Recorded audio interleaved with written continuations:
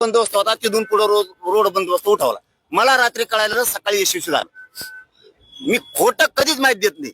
आणि तू अटक करायला कोण येणार तू नुसतं ई मग तुला मराठी काय असते सांगते ते बाकीचे भेटेत. ईडीचं भेव वाटत आमच्याचं भेव वाटतं माझ्याजवळ काय घंट्या ईडीला फेडीला तू नुसतं पुढून येईन तू अटक करून दाखव मग मराठ्यात तुला कळण राज्यात काय. यांना काय झालं यांना एक माज आलाय. यांच्या डोक्यात एक शब्द गेलेला आहे आपलं कुणी काही करीत नाही. बहुमताने आलो त्यांना माहितच नाही मराठ्यांनी निवडून दिलं. हे मुसलमानाच्या मागं लागले त्यांना वाटलं आमचं कुणी काही करीत नाही. हे धनगराच्या मागं लागलेत 15 वर्ष झालं फसिलंय त्यांना वाटतं आमचं कुणी काही करीत नाही. मराठ्याला फसिलं आता दलितांचं बंजारा समाजाला फसवलं त्यांच्या डोक्यात खुटी आहे. शेतकऱ्याला फसवलं. आता तुम्हाला दाखवतो तुमच्या डोक्यात जे आहे ना आमचं कोणी काही करू शकत नाही. आता मी दाखवतो तुम्हाला 29 ऑगस्टला तुमचं कोण काय करीत त्यांना पळता भुईच कमी करतो बघा करतो. कुठेतरी घाव घालण्याचा प्रयत्न आहे का सरकारचा एक आंदोलन मोडीत करण्याचा प्रयत्न नाही. इमानदारी जर इकली तर फडणवीस काही पण करू शकते पण त्यांना माहित नाही. मनोज जरांगे काही पण करू शकतो मराठे सुद्धा काही पण करू शकते. अन्याय सहन करणारे अवलाद आमचे मराठ्यांचे नाही.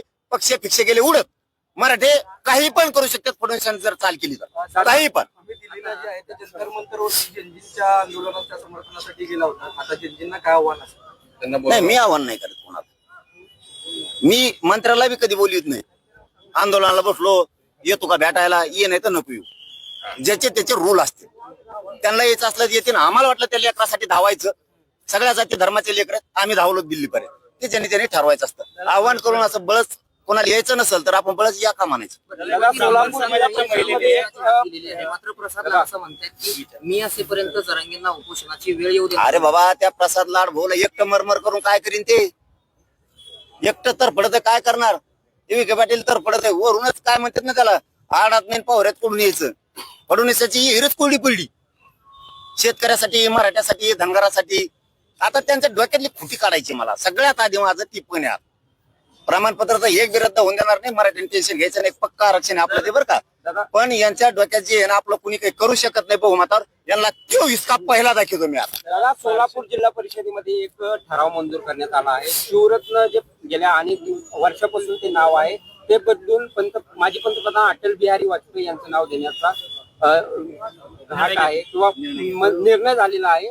मात्र आपण पाहतोय की विरोधी पक्षांकडून याला कडाडून विरोध केला जातो. शासन निर्णय आहे का मी ते समजून घेतो सोलापूरच्या यांच्याकडून. शासन निर्णय असेल तर बोलतो मी. ठीक आहे मी त्यांच्याकडून समजून घेतो. जी गोष्टच मला माहित नाही ती आणखी.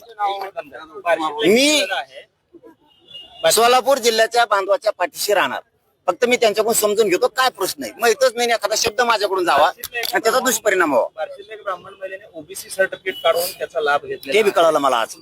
कळालं का मला तुळजापूरमध्ये कळालंय. मी संध्याकाळी ते रितसर निवेदन दिले ते बघतो आणि फडणवीसांनी तिथे बी काय केलं हे बघतो. मराठे डोळे उघडा जागे व्हा बर्बाद होऊन जाते लेकर पक्षाच्या नादात. विसरू नका घर सोडायचं शिका. तुम्हाला घर सोडावेच लागणार आहेत मराठ्यांना. तुमच्या अंगात मराठ्याचं रक्त खेळू द्या. 29 ऑगस्टला मराठ्यांच्या गाड्या घरी राहता कामाने अख्खे मराठी अंतरवाली. दादा प्रवीण दरेकरांनी तुमच्यावरती टीका केलेली आहे. ते तुमच्या अक्कलच काढलेली आहे त्यांनी. नाही त्याचं कसं झालंय बरं का ते येशीच्या आता आलाच नाही आणखी. ते गावखोरीचे त्याला जास्त हागंदारी जायची सवय त्याला त्यामुळे त्याला काय करावं.